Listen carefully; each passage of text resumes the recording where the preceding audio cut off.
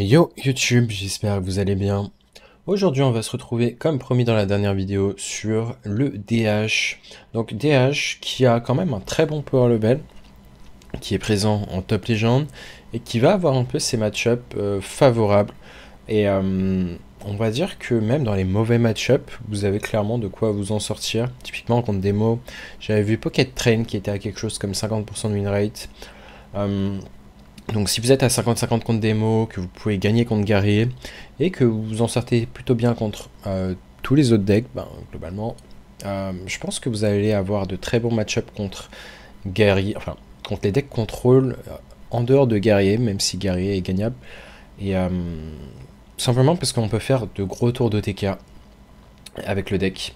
On va regarder la decklist ensemble. Si vous aimez les decks combo, en tout cas, ce deck est fait pour vous.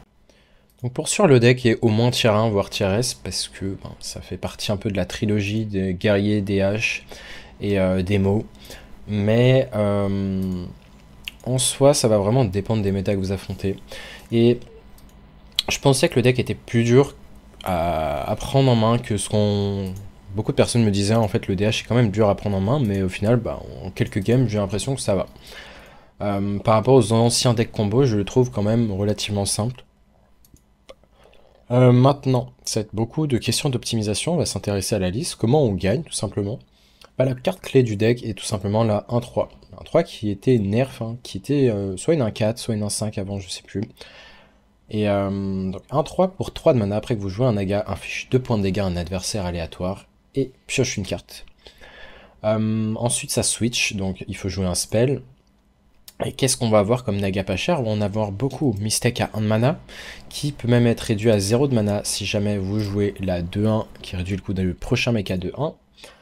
Vous allez avoir la 1-3 naga pour 1. Vous allez avoir le naga pour 2, le sage, qui coûte 2 de mana. Le naga à 2 qui donne plus 3 d'attaque à votre héros si vous avez joué un spell avec cette carte en main. Et je crois que c'est un peu tout ce qu'on a, hein. Ça fait quelques nagas. Vous pouvez découvrir du coup des nagas sur Illidari Studies, vous pouvez découvrir un sage.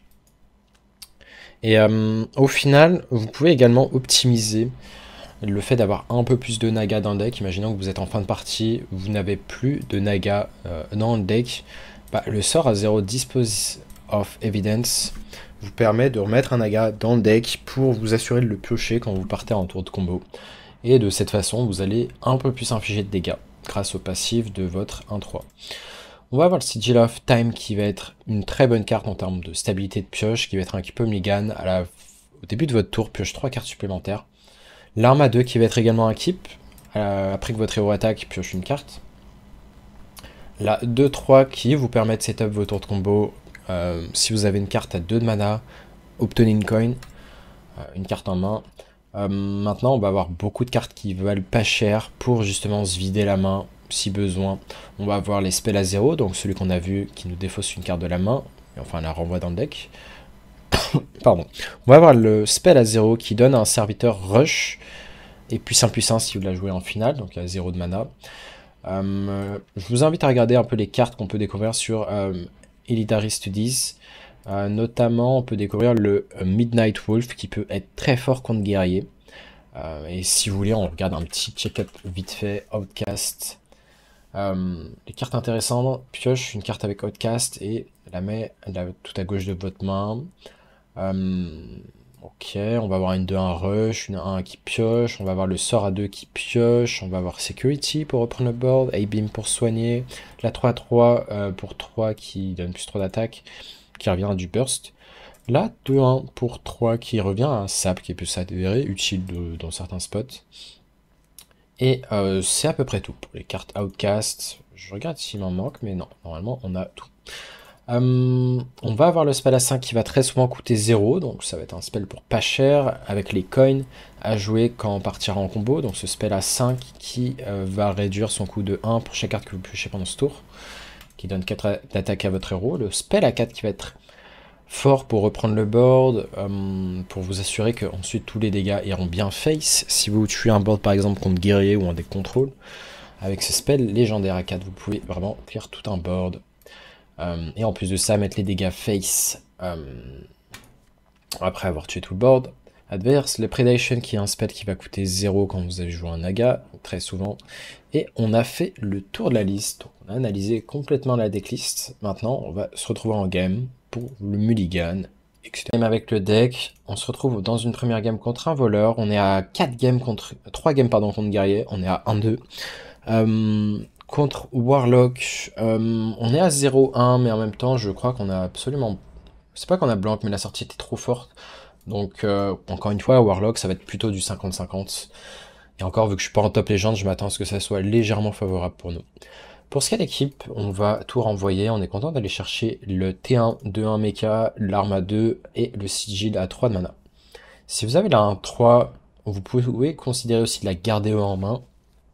Maintenant, le problème avec la 1-3, c'est que il faut... parfois, vous allez attendre le tour 5 avant de partir en combo. Il faut d'abord avoir la 2-3. La 2-3 qui peut être un keep au mulligan d'ailleurs. 2-3 pour 2. Ça m'arrive de la garder avec la pièce. Maintenant, sur la pièce, à voir. Est-ce qu'on a envie de jouer le sage sur tour 2? Le fait de réduire le coût de notre arme et d'un naga, est-ce que c'est pertinent? Je suis pas sûr. Et pioche 2. Je pense que voleur est un match-up correct. Là, on va vraiment essayer de rechercher notre Sigil of Time.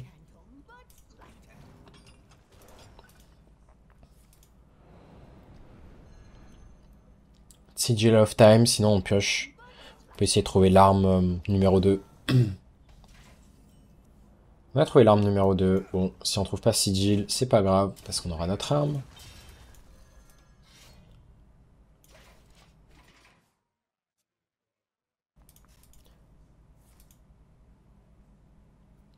En tout cas, ouais, ça change, on va dire, des gameplays classiques. Moi, j'ai plutôt tendance à aimer les decks OTK et combo. Et si vous aimez un peu, justement, les decks un peu skillés, même si je trouve qu'il est quand même pas si dur que ça à prendre en main, même si en fait, il va surtout y avoir des games qui vont être compliqués, où vraiment la moindre décision, la moindre erreur va vous coûter la game. Ok, on a pioché notre sigil. Du coup, je pense que vu qu'on a pioché sigil, on va pas taper avec notre arme. Sauf si on choisit de jouer notre 1-3 Naga. Intéressant comme spot. On pourrait aussi choisir de faire le spell légendaire, mais j'attends qu'il y ait vraiment un board plus menaçant en face pour faire le spell légendaire. J'ai quand même bien envie de garder mon Naga pour pas cher. Donc je pense qu'on va juste attendre.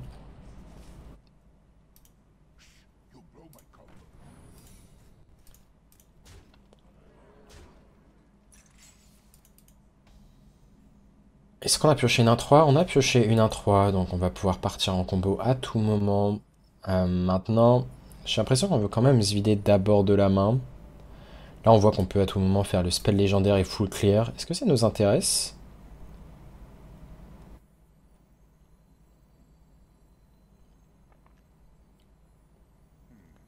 Est-ce que c'est si horrible que ça, tuer le board adverse? C'est pas horrible, on va dire. On pourrait choisir le grid, en fait, c'est surtout ça, mais j'aime bien en connecter quelques dégâts face ici.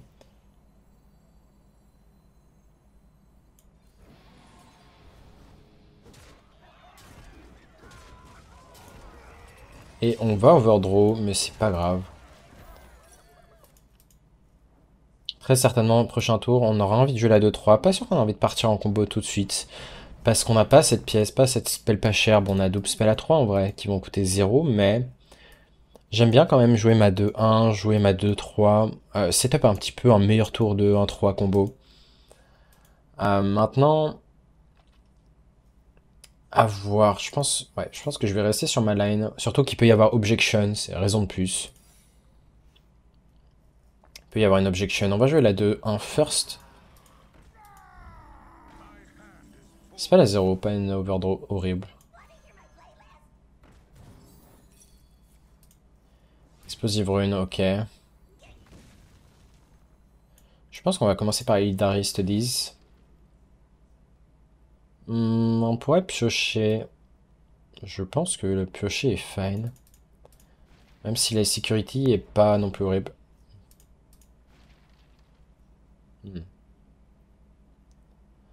Votre prochaine carte avec Outcast coûte 1 de moins. En vrai, cette carte peut être assez intéressante pour nous assurer un meilleur tour de combo prochain tour. Donc, je pense qu'on va la pique. My bad, j'ai un peu fucked up l'order. J'aurais dû jouer cette 2-1 first. My bad, hein. Très clairement. On a... Ça peut vraiment coûter cher hein, d'avoir mis 1 de mana. Maintenant...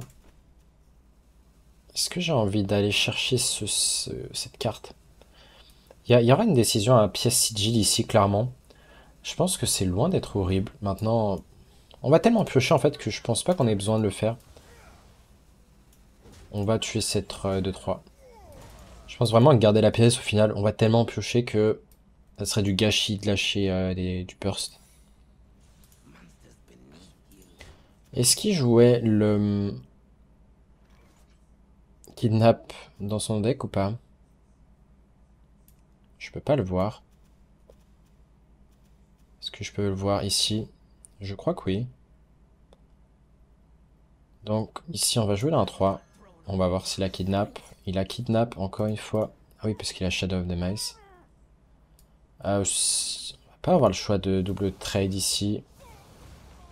Et je pense qu'on va sigil cette fois-ci. Parce que ça va bien se mettre. On a moyen de trouver du heal seulement sur Illidarius Studies. Ok.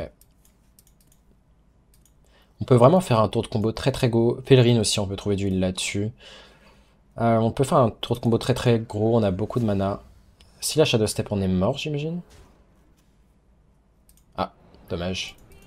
Ouais, typiquement les kidnaps qui nous auront énormément ralenti. Et je pense que ça aurait pas changé grand-chose hein, dans tous les cas. Là, la sortie était juste très énervée. Je pense que vraiment le match-up est très fine, mais là on s'est pris du burst, typiquement 10 de burst sur une découverte. Le deck n'a pas de burst directement. Donc on aurait pu partir en combo et clairement comme back cette game là, s'il n'y a plus de board en face, ben, c'était clairement une game gagnable. Donc dommage. Mais contre un Warrior, c'est cool, on va pouvoir avoir le match-up contre Warrior. J'aime bien garder la 2-3 quand j'ai la pièce. Sans la pièce, je pourrais considérer de la garder aussi. Je vais seulement garder ça parce qu'on veut vraiment mulligan pour ce qu'on a dit. Hein. Là, 2-1 pour 1, Sigil pour 3. Et l'arme à 2. Et là, on a pioché l'arme. Du coup, on va réfléchir en termes de curve comment on la joue. Mais pour ne pas overdraw, on pourrait simplement jouer la 1-2 sur tour 2, ne pas taper. Jouer Sigil sur tour 3. Et tour 4, il s'agira juste de défausser une carte. De jouer une carte de la main.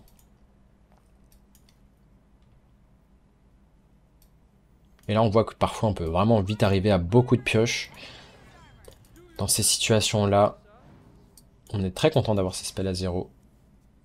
Donc on y va en Sigil of Time. Le play, ça risque d'être Illidarius Studies. Essayer de trouver un spell jouable. Ok, on va sûrement chercher à one-shot cet acolyte au passage. Ça peut être très dangereux. Un acolyte qui pioche beaucoup. On a pioché notre 1-3. Ok. On a pioché notre 1-3. On va regarder ce qu'on chope avec Studies. Après, on pourrait juste 2-3 et 3-2. Le problème, c'est qu'on va overdraw 1. On n'a pas beaucoup de naga jouables, voire pas du tout ici. Je pense que je vais jouer ceci. On a Security qui est pas mal, la 6-6. Je vais plutôt préférer jouer cette 3-3.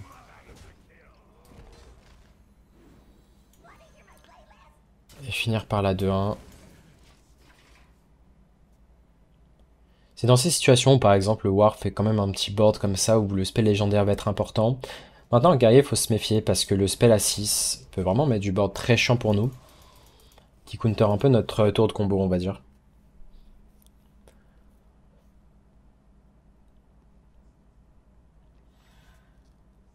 La question, c'est est-ce qu'on a envie de partir en combo dès le prochain tour ou pas? On n'a pas beaucoup de naga, maintenant on n'a pas forcément besoin de beaucoup. Ça se met pas forcément super bien les tours pour le coup. Du coup, quelle est notre décision? Combo ou pas combo? Je vais plutôt choisir de ne pas combo.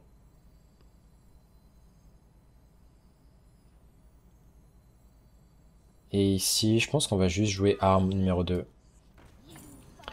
Là, en fait, ça équivaut à gagner 2 de mana. Pourquoi? Parce que 1 mana de la coin et 1 mana du tour suivant, on aura 1 mana supplémentaire. Le fait de ne pas pop-off maintenant. Et en fait, le truc, c'est qu'on va vraiment trop peu jouer de Naga si on partait en combo maintenant. C'est pour ça que ça peut être pertinent d'attendre. Et il nous casse notre arme, c'est pas trop grave ici. Hein. On va avoir suffisamment de pioches. Et un très bon Naga qu'on a pioché d'ailleurs. Est-ce que ça va être pertinent de lâcher la pièce d'abord? Non, je crois pas. On va jouer le sage. C'est bien de réduire en plus le coup d'un Naga ici. On va jouer la pièce. Très certainement Naga 1. On aurait préféré jouer la 1-3, my bad. Pour simplement buffer son attaque.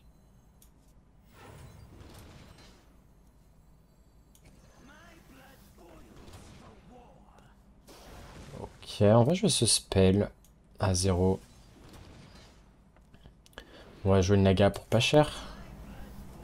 On va buffer notre Naga ici pour tourner autour du Nawa. Quoi qu'on peut buffer la 1-3 en vrai.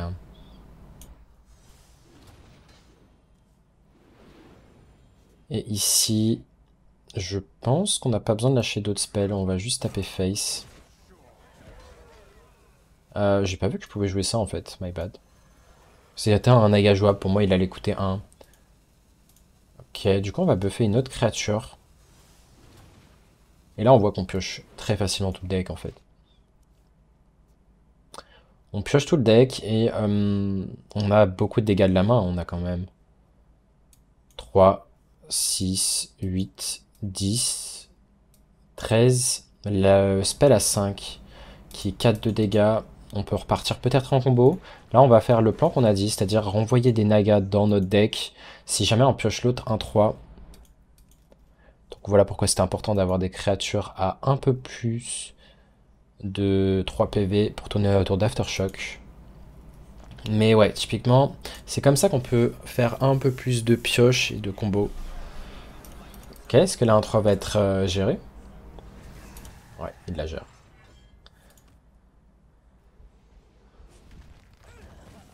Et on pioche la deuxième 1-3. Est-ce qu'on part en combo du coup? Je pense que oui. Est-ce qu'il nous reste un Naga dans le deck? Il nous en reste un. Parfait. C'est très important qu'il nous en reste un. On va faire le spell à 0. Espérer toucher un Naga. Ce Naga, parfait.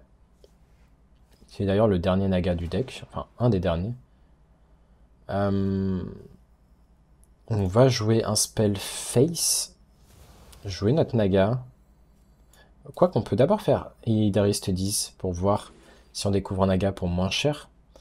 Je vais prendre les wolves parce que les wolves peuvent être très intéressants. Est-ce qu'on a moyen d'avoir l'étal ici? 10, on est one off. One off, très dommage ici. Hein. Il y avait moyen d'avoir l'étal. Salut face. On garde le spell à 0 pour le spell légendaire s'il met un board. Les wolves peuvent nous permettre de reprendre le board et on voit qu'on vraiment on arrive à prendre un peu de vitesse, le guerrier. Est-ce qu'on peut avoir du burst sur la 3-3? On peut avoir la 3-3 pour 3, qui nous donne 3 d'attaque. Il doit gérer ce board. Il a déjà joué un Aftershock. Il est à la recherche de cartes. Il est à la recherche de deuxième Aftershock. Il l'a pas trouvé. Et je pense qu'on a juste l'étal ici, largement.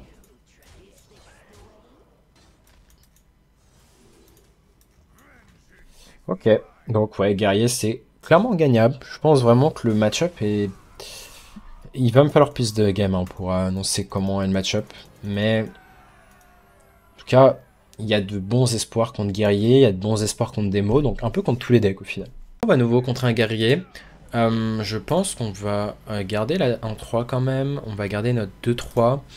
Même tout garder me choque pas. Pourquoi? Parce qu'avoir ce Naga sur la gauche de la main avec la 1-3 en main, c'est très bien. Là, je pense que la curve est juste parfaite. On va tout garder. On va juste HP. On a une bonne curve, tour 2. On va jouer la 3-3 sur 4, à moins d'avoir un Sigil of Time, concrètement. On va curver avec nos 2-3 sur 2. On va avoir matière à décision, c'est-à-dire est-ce qu'on veut jouer notre 2-2 avant de partir en combo ou pas. En l'occurrence... Intéressant, on peut avoir un spell supplémentaire pour pas cher. Maintenant, on n'a pas tant de naga que ça. Je pense qu'on va préférer réduire une meilleure carte, si possible. Je vais essayer de piocher. Parfait, on a la pioche ici. On va piocher. On a besoin de pioche. Et on vient de piocher une 2-1 qu'on va jouer pour compléter la curve. Très certainement, au prochain tour, ça sera un tour de 3-3.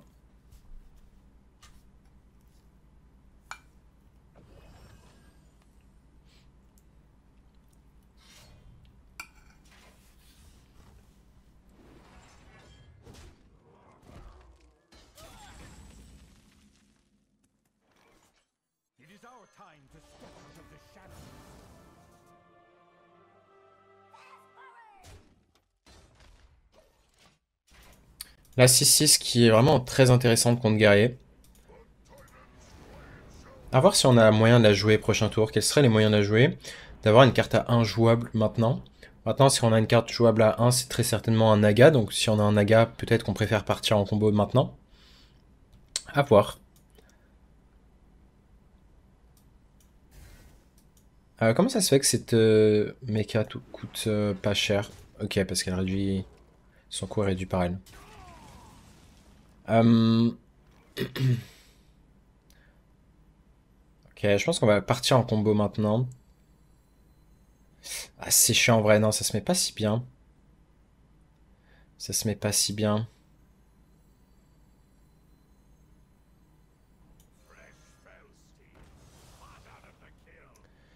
Du coup, est-ce qu'on préfère mettre une 6-6 tempo comme ça? Peut-être. Si on peut le forcer à faire une AOE maintenant, ça me va. Après, c'est chiant quand même, mais... Je vais quand même forcer une AOE. Ça me va.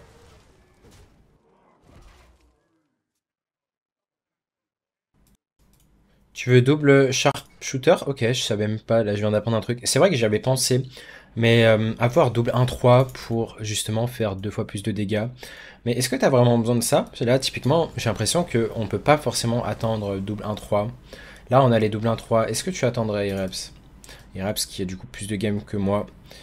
Là, par contre, je pense qu'on est très ok de faire le sage et réduire le coût des 2 en 3.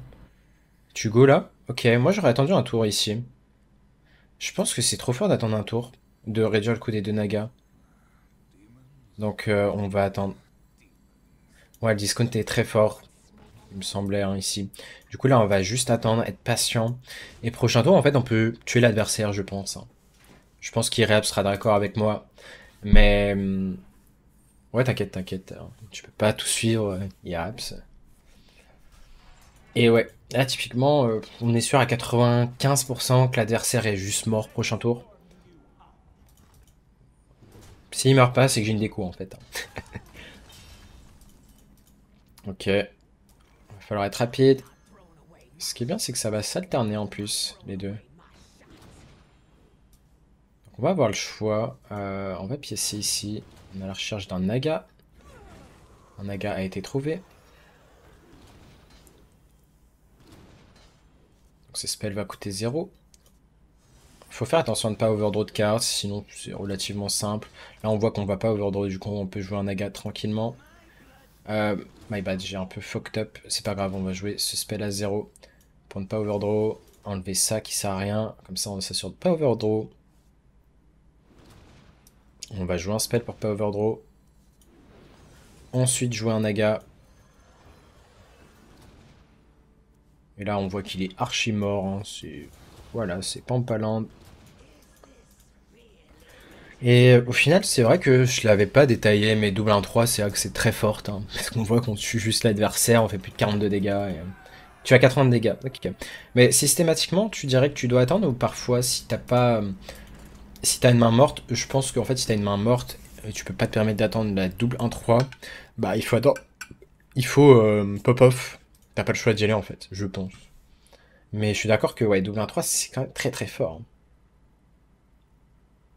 Parce que du coup, on comble le fait de ne pas avoir assez de Naga dans le deck en faisant 4 de dégâts au lieu de 2, en jouant un seul Naga, tout en piochant 2 spells. Donc ouais, je pense que c'est vraiment fort. D'attendre le double 1-3, si possible, bien sûr.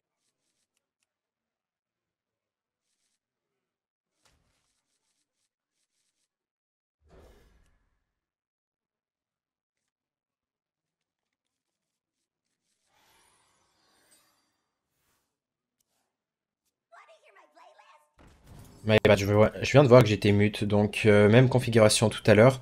On garde les cartes de gauche. La 2-2 tout à gauche est trop intéressante à garder. Là, on va juste HP sur 1, on est en mirror. Le fait d'avoir la pièce, je pense que c'est un très très gros avantage. Je pense qu'on va préférer jouer notre 1-2 sur 2. Si on avait Sigil of Time en main, j'aurais préféré jouer la 2-3, parce qu'on aurait on aurait très certainement pop-off dès le tour 4, j'imagine. Donc là, en l'occurrence, dur à dire. Dur à dire. En fait, c'est quand même 2 dégâts qui vont aller face. Ouais, j'ai changé d'avis. Dans tous les cas, il y a très peu de chances qu'on parte en combo, même si on pioche Sigil of Time, on va pas le jouer sur tour 3, par souci de place en main. Donc je préfère jouer en serviteur et prochain tour armé 2-1.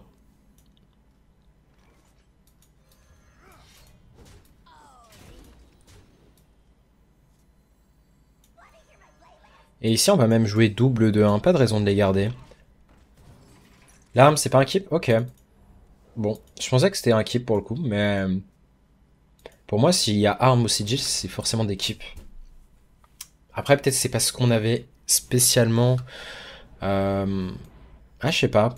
J'ai l'impression que arme me dérange pas. Peut-être parce qu'on est tellement stable en draw qu'on veut chercher le... Ça peut être un keep, mais tu as un tour 2. Ok. Donc selon IRAP, si on a déjà un tour 2, on peut se permettre de ne pas garder l'arme.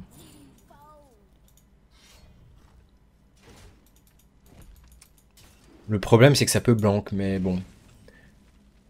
Je peux comprendre l'idée. Ici, on va, je pense, Illidari Studies. On va pas pop-off tout de suite. On pourrait choisir de piocher first. Mais vu qu'on peut avoir des bonus d'attaque, je vais préférer faire Illidari Studies first. Est-ce qu'on a envie de Wolf? Je suis pas sûr, hein. Je pense qu'on va juste piocher tranquillement. Est-ce qu'on va avoir une bonne carte à réduite? Ouf. Décidément. Bon, on va pas fucked up l'order cette fois-ci. On va prendre le trade sur sa 2-3. On préfère les face. En vrai, les deux sont close. Je pense que le face me dérange pas, mais...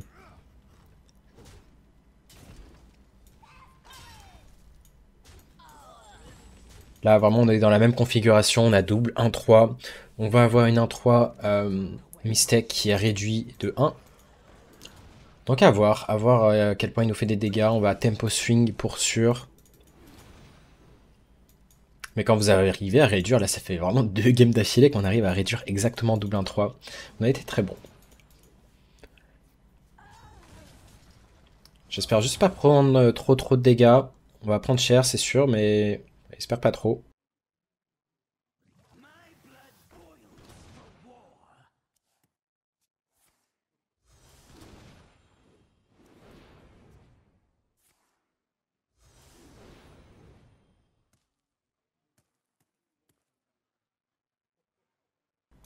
Il est peut-être mort, hein. Je pense pas, il hésite. Je pense qu'il avait l'étal, il serait vraiment... Il serait plus rapide. Donc, vu qu'on n'est pas mort, je pense qu'on peut pas faire le spell légendaire, hein. Il y a trop de chances qu'on soit juste mort. Donc là, on va juste partir en combo. Intéressant.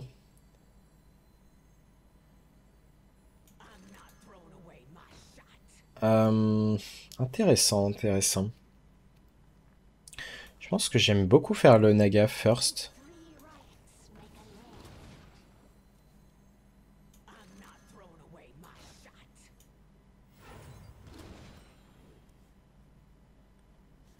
Ok, Naga très cool.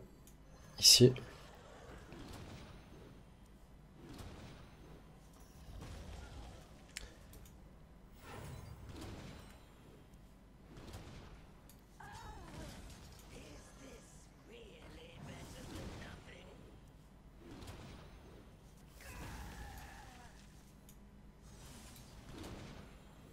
Bon, on a largement l'étal, hein, j'ai pas besoin de vous le détailler ici.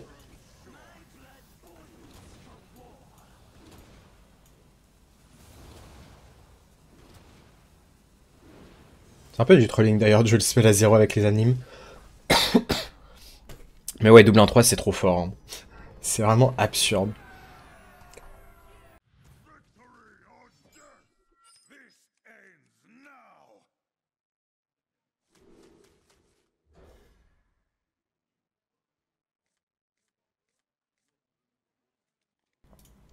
Moi pendant ce temps je pioche 0 sigil, 0, 1-3, top 17 cartes.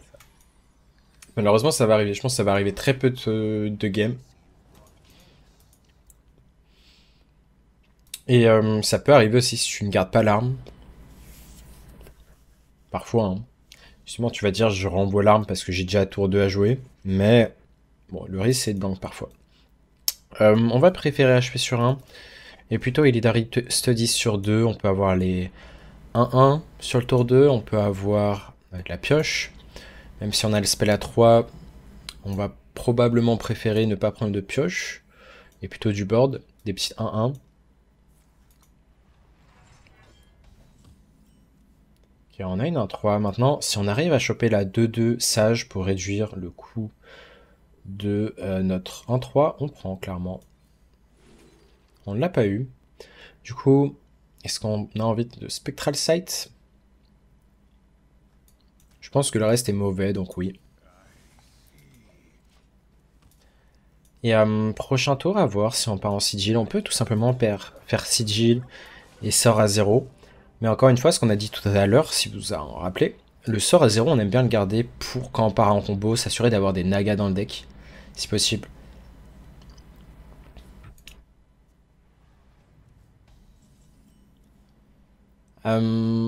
Du coup, je pense qu'on est quand même obligé de le faire. Hein. J'ai l'impression que là, on est ok de piocher beaucoup. On va renvoyer une Predation. Et jouer notre sigil. On va évidemment face. Hein. J'ai pas envie de trade. Une 1-3. Donc là, à voir hein, si on a justement un spot où on n'a pas le choix d'y aller avec une seule 1-3. Ou si on peut se permettre d'attendre double 1-3. À voir.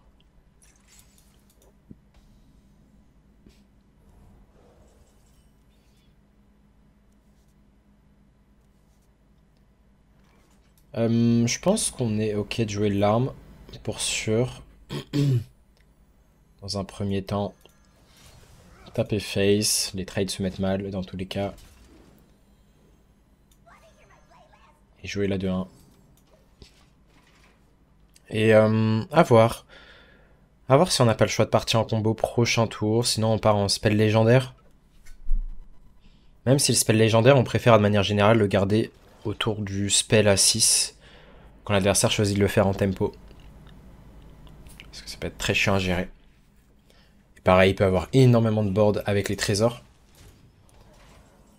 On récupère un autre. Une autre arme. Est-ce qu'on va choisir de la jouer? Le truc c'est, est-ce qu'on a vraiment envie de jouer autour du spell à 6?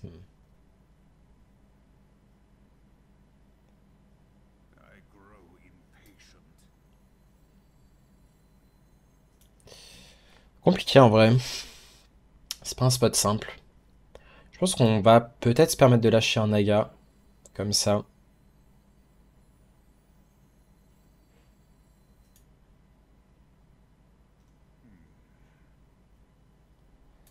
On s'en fiche un peu de réduire le coût d'une carte de notre main pour le coup. Je pense qu'on va préférer jouer arme. Prendre un trade cette fois-ci. C'est pas absurde.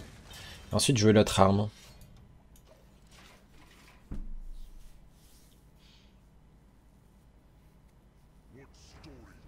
Je joue un titan.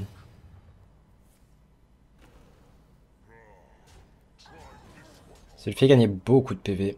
Maintenant, est-ce qu'on a moyen de tuer son board? On va réfléchir. J'ai l'impression qu'on aime bien quand même grid pour avoir double 1-3.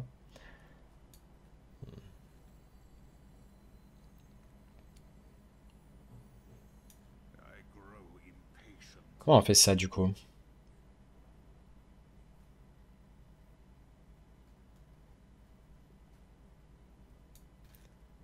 Je pense qu'on va lâcher un spell, donner de l'attaque à notre héros. Et je veux le spell légendaire maintenant. Je vais peut-être me lâcher de Predation maintenant. Ok. Pas besoin parce que ça se mettait mal la Predation. Et là, on a double 1-3, c'est la bonne nouvelle. Maintenant, est-ce qu'on va avoir assez de ressources? Est-ce qu'on va avoir assez de mana pour partir en combo? À voir. C'est pas impossible qu'il faille attendre un tour pour partir, pour justement se donner une cogne supplémentaire et du coup attendre le tour 7. Est-ce qu'on a des draws qui nous diraient de ne pas partir en combo? Si on pioche l'autre 2-3, typiquement, on peut clairement juste attendre un tour supplémentaire avant de partir en combo. En fait, j'ai peur que le fait de partir trop tôt, bah, si on tue pas l'adversaire, c'est fini la game. Bon, il a fait son board de 1-1, on en parlait. On en parlait. Et je pense que c'est trop important d'attendre ici.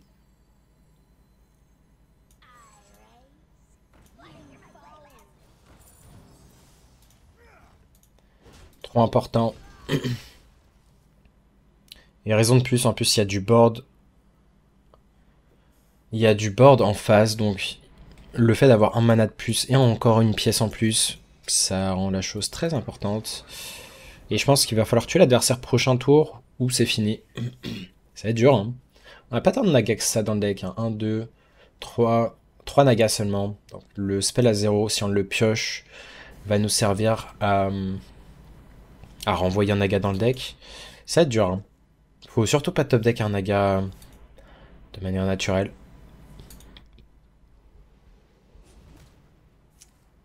Mais ouais, là on voit que typiquement on se prend le board tempo qui était très chiant et qui fait qu'on va sûrement pas tuer l'adversaire. Bon, en tout cas, on a un tour de combo obligatoire ici. Pas trop de problèmes d'overdraw a priori. Ah, quoique. On va d'abord lâcher la pièce et ensuite lâcher un naga.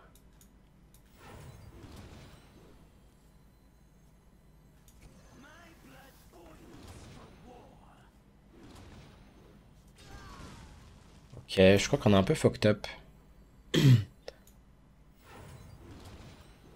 On a un peu fucked up, on aurait dû relâcher un spell en plus. Ouais, assez horrible ici. Du coup, on va lâcher un spell à 0. On n'a plus de naga dans le deck.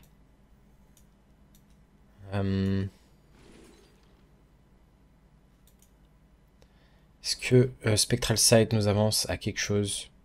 Pas vraiment.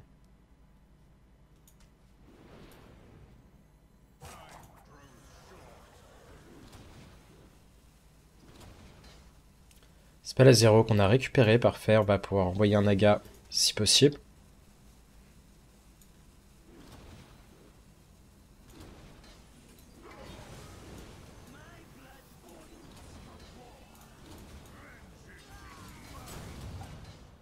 Ouais, compliqué, compliqué. Là, le board a juste trop tanké de dégâts, malheureusement. Et pareil, le choix Sigil qui est très mauvais. Là, il a un full clear facile et malheureusement, on va devoir dire next game. La tempo du Titan encore a fait trop de PV. Le fait qu'on ait dû le gérer, qu'on ait dû lâcher une arme et les Trial by Fire. Justement, on avait dit que c'était le counter. Il a fait énormément d'armure en early aussi. En plus de ça, on est parti assez loin. On a mis du temps avant de partir. En combo. Felrin qui nous donne des 6-6 peut-être. On n'a même pas pioché la Felrin. Du coup, on va le piocher ici. Et si on a les 6-6, bah on prie. Dommage. Carré, c'est encore une fois pas un match-up simple, mais on voit qu'on a la capacité de les tabasser.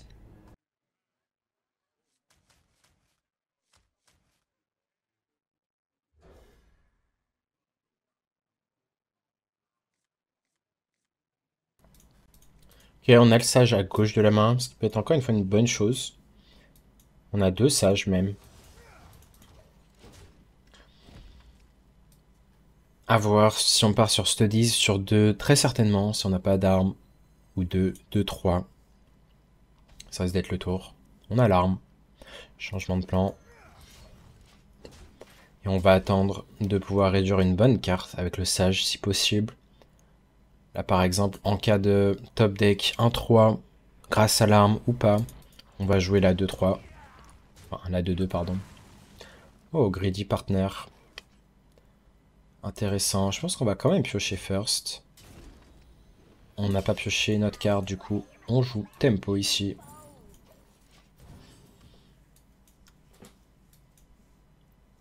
Toujours à la recherche de soit Sigil, soit... Bah là en 3. Est-ce qu'il va jouer la 3-4 pour 0? Ok, il joue le deck qu'on a présenté dernièrement. On a Sigil, enfin Spectral Sight, pardon. Ok, dommage de ne pas avoir pu réduire la bonne carte. Maintenant, ça me choque pas de réduire. On pourrait faire un truc qui peut être un peu risqué. Quoique, j'aime beaucoup en fait. Jouer ça, et si on touche là en 3, c'est très fort parce que regardez, on va pouvoir réduire le coût du sage qui va être tout à gauche de la main. Et qu'est-ce qu'on a envie de faire? Est-ce qu'on a envie de face? Oui. On va pas trade, on n'a pas le kill. Et là, ça se met vraiment bien. Pour le coup, on va pouvoir partir en combo dès le tour suivant.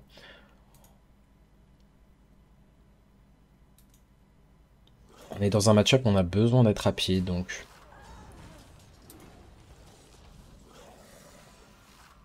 Bon, allons-y ici. Ici, je pense qu'on va préférer jouer notre 3-2 plutôt que le sage, ça se met mal en termes de réduction. Ok. On va plutôt en renvoyer ce spell à 3 si possible.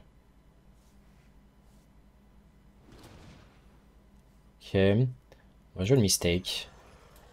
Piécer.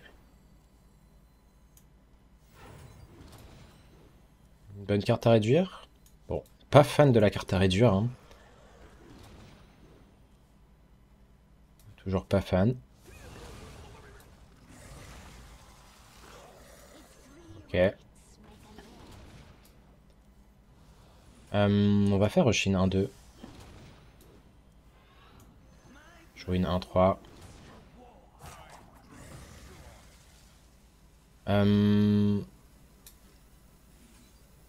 Proc Sacrea. Et en plus, on a une autre 1-3 en main.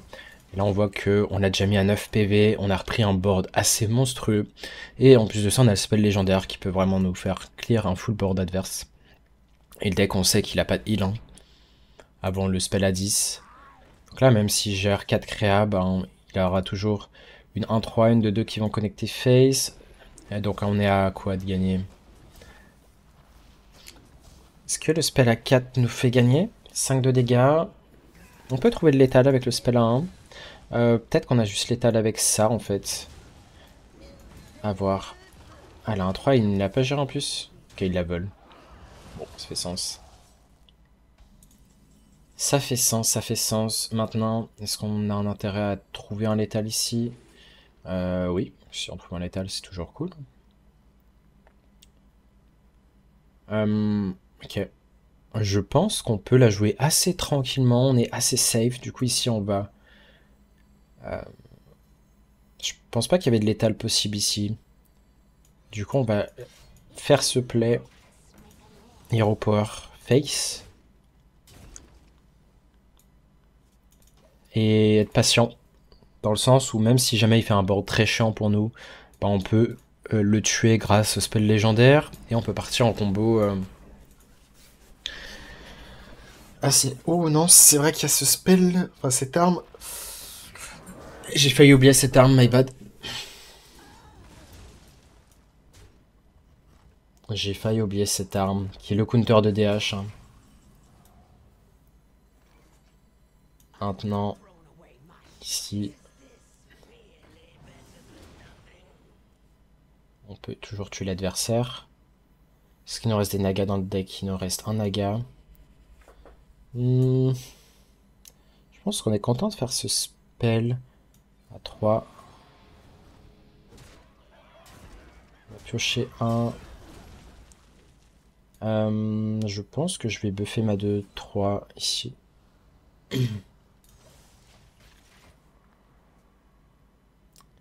Ouais, le fait qu'il puisse freeze notre héros, c'est très chiant. Non, c'est loin d'être fini.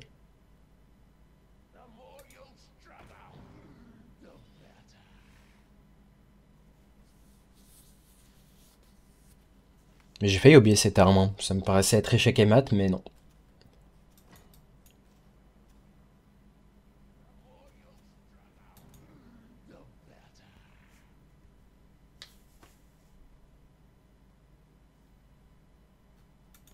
Il a la recherche de spell. Très chiant.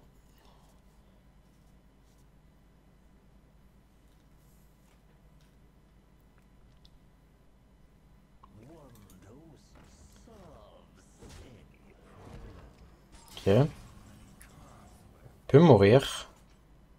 Il peut mourir, il peut mourir. Non, il peut plus mourir vu qu'il s'est mis hors de range. Ouais, ça me paraît trop dur, hein. C'est juste ingagnable.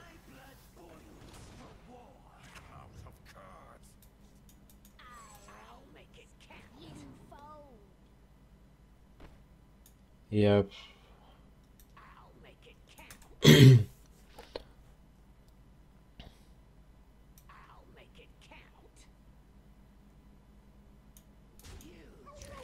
ouais, l'arme est trop forte, hein.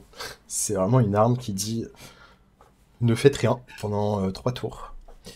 À voir si on peut avoir une outcast qui fait qui change la donne. Ça me paraît quand même très compliqué. Et pour le coup, il a quand même une bonne sortie dans le sens où il a eu un follow-up arm malgré la bonne sortie. Est-ce qu'on aurait eu moyen de tuer l'adversaire? Je sais pas. Ouais, là c'est trop fort. Waouh. C'est monstrueux, ok. Je m'incline. Je m'incline, je m'incline. Attendez, on n'avait pas moyen de létal? Non, pas vraiment.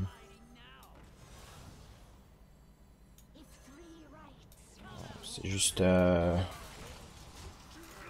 peut rien faire, on va concede cette game. Bien trop dur. Ah, typiquement, l'arme a été clutch.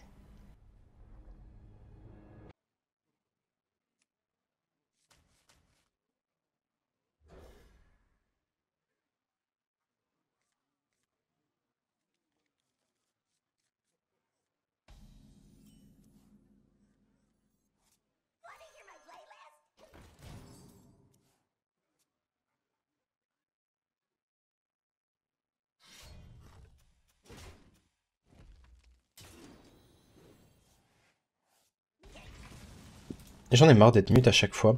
Donc, on a gardé l'arme à 2 mulligan. Et pourquoi ce DH revient? Il est fort contre quoi? Je disais que, en fait, il peut un peu tout battre. C'est la force du deck. Il va avoir des match-up très free. Et juste, bah, c'est un deck qui peut tout battre. Donc, si t'as plus de 50% contre démo, ouais, je pense HP.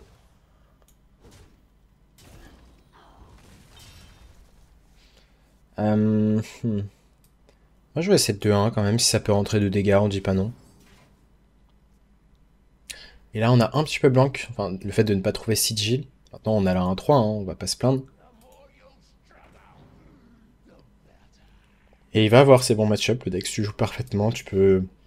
En fait, si on part du principe que tu vas avoir des match-up très bons avec le deck, et, et au pire, si tu joues parfaitement le deck, tu auras des 50-50, contre des decks top méta, bah, ça rend le deck tout de suite très viable, quoi. Très chiant ici d'avoir pioché un spell. On va devoir jouer le sage ici, hein.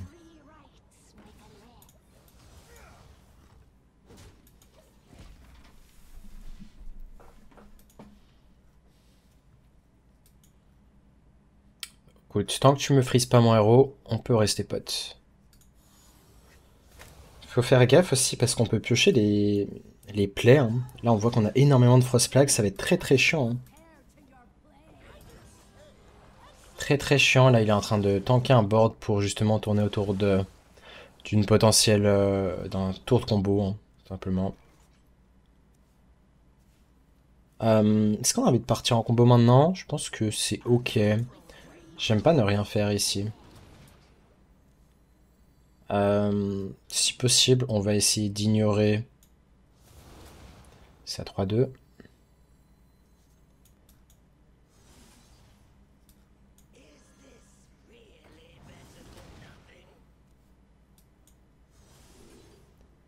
Est-ce qu'on envoie le Naga ou... Ouais, je pense qu'on va renvoyer le Naga ici.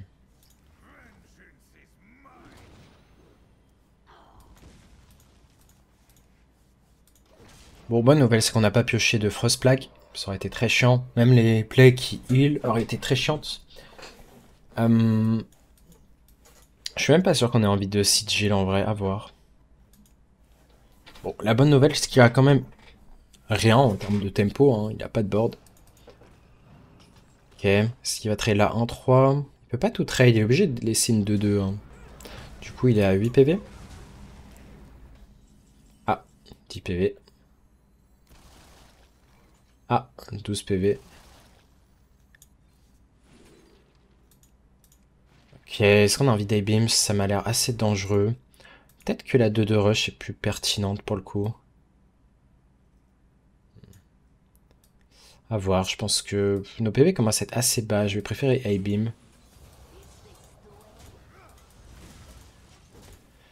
Et voilà, on espère piocher l'autre 1-3, hein, globalement.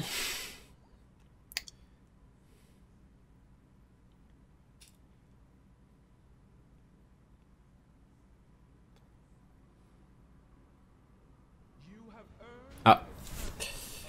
Là, on s'est juste prêt. Si on essaie de trouver des raisons, parce que là, on était vraiment bien parti pour gagner cette game, pourquoi on perd la game? Globalement, on s'est pris en 10 cartes piochées les doubles 3-2 qui sont très très fortes, qui mettent les plagues, l'arme à 1, on curve, et toujours un board assez consistant de la part de l'adversaire. Donc, c'est un peu la raison de pourquoi on s'est juste fait détruire. Là, on voit qu'on a pioché plein de plays en plus, et on va gentiment contre si. Je pense que le match-up est vraiment très fine. Là, pour le coup, c'était juste trop rapide, avec le follow-up et l'IR en plus. Le Guardian sur... on était tour 5, je crois, non? Tour 5 ou tour 6, bref, c'était juste trop rapide. Hein, et là, il y aura juste des games où on peut rien faire comme celle-ci. Et on a été obligé de partir un petit peu tôt en combo. Parce qu'on n'avait pas assez de ressources en main. Si on avait eu un sigil, on aurait pu attendre un tour de plus. Et derrière, on partait en combo. Et on faisait un tour bien plus strong. Mais on a dû prendre des risques. Et malheureusement, en face, bah, il y a eu le follow-up. Et donc, c'était fini.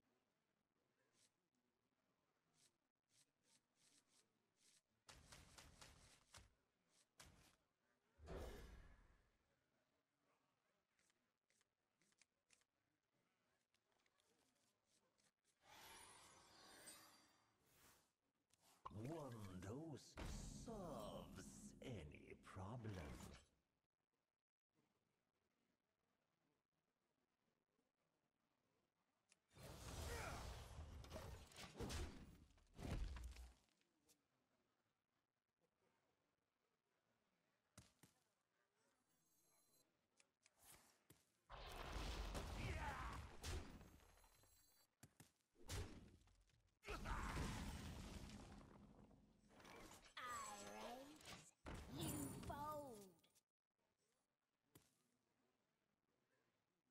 The citadel stands strong.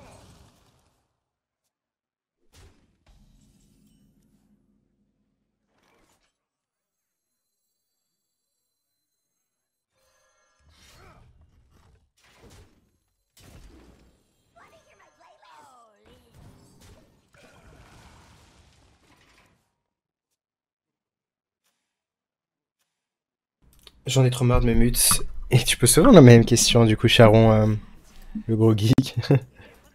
Mais non, malheureusement, je ne fais pas de grosse musculature, j'en fais le dimanche. C'est tout. Mais je vais faire un peu plus de jours de muscu par semaine. Pour le coup. Du coup, on est contre le deck. Si là, l'arme à 4, ça va être très certainement fini. À voir si on peut se permettre d'attendre un tour. Oh, attendez. Est-ce qu'il y a moyen? Je pense qu'on doit jouer ce spell à 0 ici. On va jouer ça first. Et ensuite on va jouer ça. Renvoyer très certainement la Naga pour 2. Et on espère piocher un sage. Ok, on n'a pas pioché de sage, bon c'est pas grave. Je pense que ça peut ne pas être une erreur de jouer une 1-3 ici.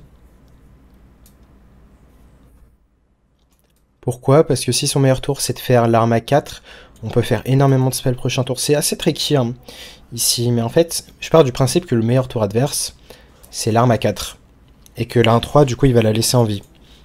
Et on va faire tellement de spells le prochain tour que je suis très content d'avoir une 1-3 qui va faire beaucoup de dégâts.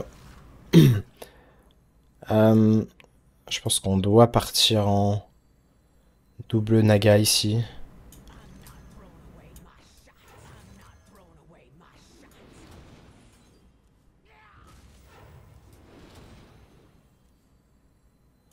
On va jouer le Naga qui coûte pas cher, je pense. Quoique, autant booster... Ça change rien en vrai de le booster lui.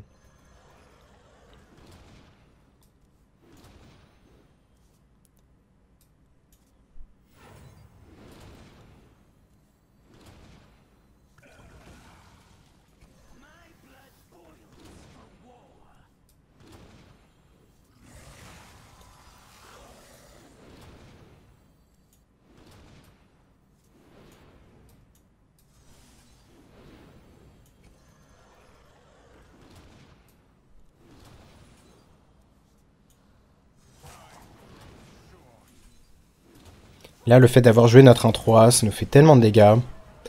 Même si on avait certainement l'étal sans ça. On voit que juste à avoir joué une 1-3...